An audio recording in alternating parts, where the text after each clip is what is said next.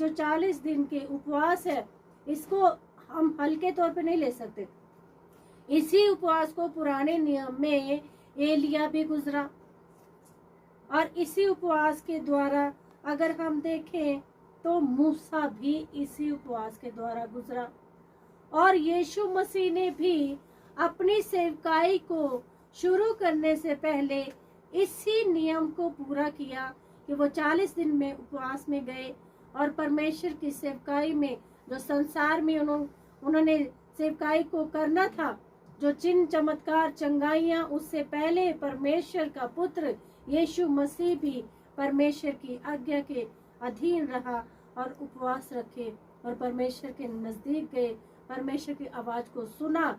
और जब प्रभु यीशु के जीवन में इतनी बड़ी परीक्षा आ सकती है कि 40 दिन के, आपने सबने सुना, 40 दिन के उपवास के बाद क्या हुआ?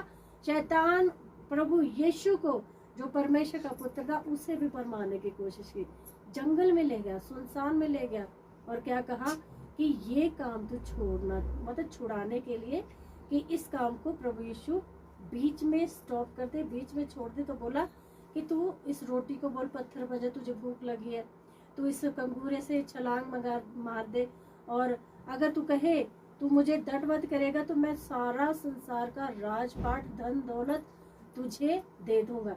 मतलब हर तरह के प्रभु यीशु को ऑफर दे, किसने? शैतान ने। सो आप और हम अगर परमेश्वर की संतान है, अगर हमारा पिता इन बातों से निकलता है तो हमारा भी इन बातों से निकलना संभव है। हमें भी शैतान वैसे ही चेक कर सकता है।